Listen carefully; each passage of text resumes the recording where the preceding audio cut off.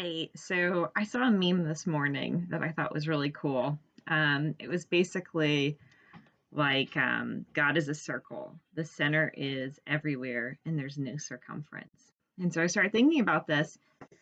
And this book I'm reading by Catherine Keller that's called On the Mystery, Discerning Divinity in Process. And so I posted this book maybe a week or two ago, and it really looks at process theology, which is like basically that discerning the divine is this never ending quest. It's this never answered mystery that we only take baby steps towards. And what is completely undergirding that process of taking baby steps is the mystery of the divine.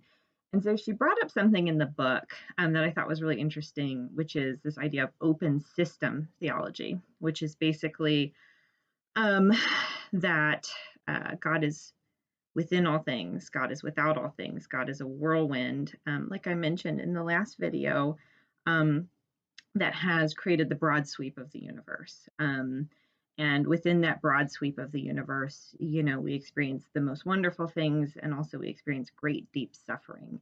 And we see through Job that when God answers Job with a challenge, that there is a huge focus around this, this whirlwind, this process of creation of the universe, of anatomy, of astronomy, of biology. But there is never a moment in that challenge where God actually says that God is responsible for events that happen to humans.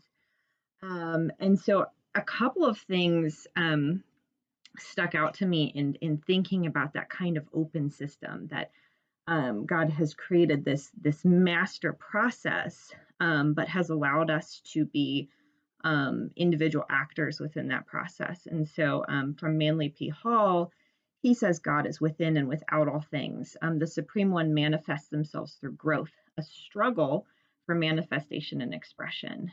So we can find God in every single thing that's occurring at all times, basically. And there's also a bit to that relates back to alchemy, in the process of growth and co-creation with God relating to alchemy. And he uses the example of the mustard seed, which again is the teeny tiny little seed that produces the giant bush thousands of times its size, which is also a parable used for faith as well. And so another example biblically is found in Proverbs. And that's basically the parable of woman wisdom. And so we're given basically two choices between the more wicked woman, which will lead you astray, and then woman wisdom, Sophia. And so within the parable of woman wisdom, Sophia, is this idea that we become co-creators with God. And so again, back to open systems theology, we're called to co-create. We're called to be independent creators within this universe that the divine has created. And so with parables also, it's important to note that there's basically a triple meaning to each parable. And so they're never to be read literally. You will not get the information if you're reading it only literally. There's a deeper symbolic dream meaning to the parables, and there's also a hieroglyphic meaning to the parables. So they must be broken down and experienced through basically a second set of eyes that are prepared to read and receive wisdom. Um, and so, kind of to counter this idea is Calvin's theology, which is basically of this clockmaker God who produces the machine of the universe and sets it running and leaves it alone. This is because Calvin has the idea of predestination and predetermination. So even within Calvin's theology, even before you're born, you've already been judged. There is no independent actions outside of what has been predetermined for you.